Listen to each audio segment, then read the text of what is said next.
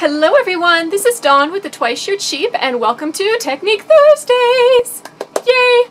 Today we are going to talk about wet blocking lace.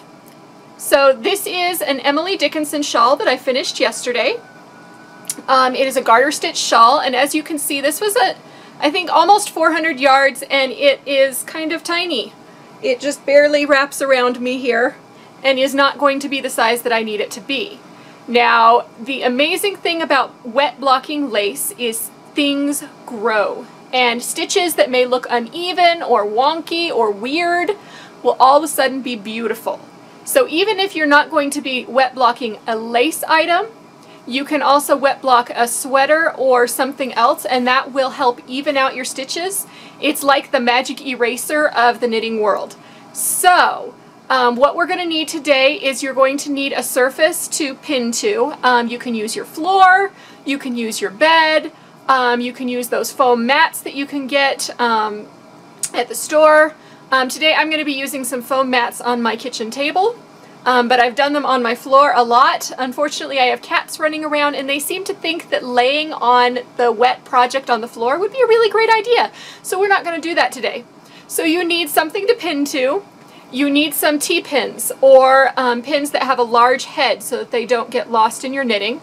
Alternately, you can also use some blocking wires, which are long, thin metal wires, or some string. So we're going to teach you some new techniques, and we'll get a nice before and after shot of this lovely shawl. So let's get started. Okay, so as you can see, our shawl is all laid out here. It's not very big. The first thing that we're going to need to do is we're going to need to wash it. So I've just got a tub of warm water with some Eucalyptus wool wash in it, and we need to soak that in the tub for about an hour. So just kind of squish it gently in there to get it thoroughly soaked. And then after it's sat for about an hour, I'm going to put it in my washing machine and spin out all the extra water, and I will see you back here then. Okay, so our shawl has been washed, and I've put it in the washing machine to spin out the water. You want to make sure that you only put it on the spin cycle and not actually wash the shawl, otherwise you'll end up with one giant felted thing. So, as you can see, it's grown a little bit, but not as much as we'd like. We'd really like it to be more lacy and much more open. So we're going to block it under tension. And there are some tools that we're going to need to do that. So we can use our blocking wires, which are a long, thin, straight wire. I bought these at Knit Picks, but you can buy them at many, many shops. We are going to need some T-pins, a whole bunch of them, lots and lots of T-pins. So these are the ones that I was telling you about, that they've got the nice flat end on so that they don't get lost in the knitting. And additionally, if you don't have a blocking wire and you want to save yourself a headache with lots of T-pins, you can use a string with a yarn needle on the end. And this is just crochet cotton that I use. You can use any string that you want that's nice and strong and isn't going to discolor your knitting. Okay, so using our blocking wires, we are going to just kind of sew it through our knitting. We're going to put it down and up and down and up through the edge of the knitting every so often. It really doesn't matter how often, but the closer together it is, the easier it is to keep your edge straight. The reason why we would use a blocking wire is that this straight edge right here, we would need to have a T-pin at every point that we put our blocking wire through. So here and here and here and here to make it nice and straight and flat. But since we have the wire, it'll kind of hold the shape for you, so we won't have to pin nearly as often. So we'll just go ahead and keep pinning, or keep weaving our wire through all the way to the end, and then we will pin it down to our mat.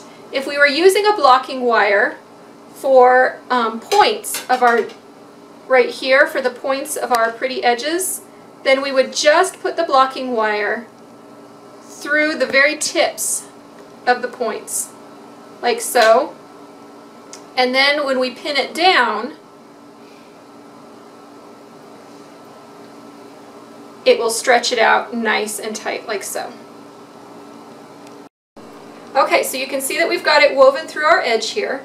To put your T-pins in, you're just going to place your T-pin on this side of your blocking wire and push the pin in. It helps if you have the pin kind of at an angle like this.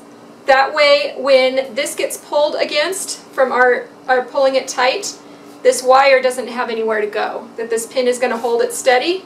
If you have a pin straight up and down like this, it has a tendency to knock the pin over if you're pulling too tight. So push your pin in at this angle and continue on the whole length of it every so often in order to secure that blocking wire.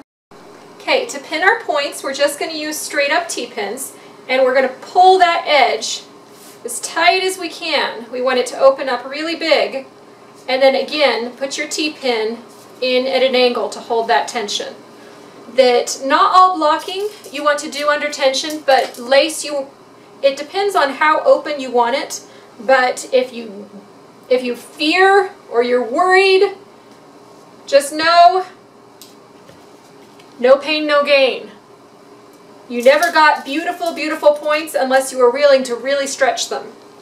So we're going to put our point through our tip like this, stretch it out, and stab it in. And you want to kind of keep track of your angle to make sure that you've got them at a nice angle. If you realize that that's not quite where I want it, you can always pull the pin out and move it over a little bit. That by blocking it out under tension like this, once it dries, then the yarn will think that this is the new way that it should be, that this is the new relaxed state, and it will stay in this position until you wash it again.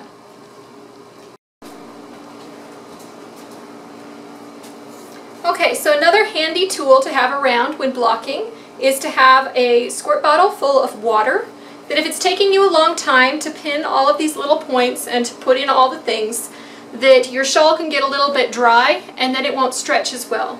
So you can just take your water bottle and spray down your knitting again to moisten it up, to dampen it up so that it will be ready to continue to stretch. Okay, so if we're using our needle and our thread or our string, we're just going to sew it through like we did with our blocking wire up here. At this point we're doing these tips, and we are going to sew through each point all the way up to the corner.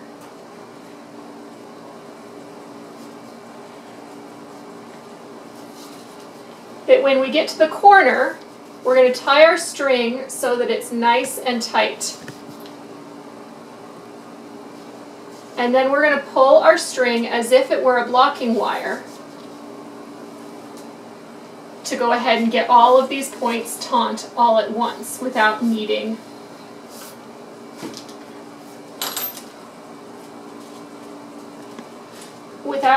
a blocking wire.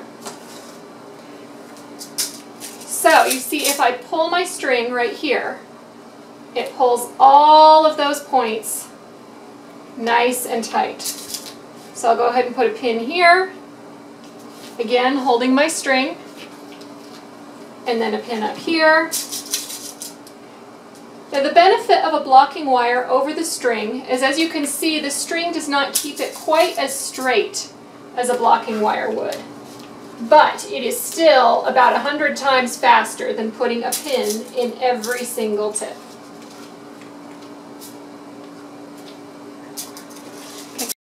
Okay, now that everything has been pinned out, we've got our blocking wire at the top, all of our little T-pins over on this side. We've got our string on this side, so you can see all of our different techniques. You can see that it's really been stretched out now. It's really tight. It was starting to pull my blocking mats up. That we're just going to let it dry now here. How long it takes, it really depends on your fiber. It can take, a half an hour, it can take an hour, it can take all night. So we're going to let this dry, and when we're all done, we'll show you the comparison before and after. Hello again, everyone. As you can see, our shawl is completely blocked now. It is much bigger and lacier, and see how beautiful those points are now? It is now the perfect size for a lovely triangular scarf or a little shoulder shawl. Perfect, perfect, perfect. Again, if you wanted to knit this pattern, this is Emily Dickinson, and I will put the link down below in the notes. Next week we're going to continue to talk about lace. We're going to talk about lifelines. If you don't know what that is, I guess you'll have to tune in and find out. We'll see you next week. Bye!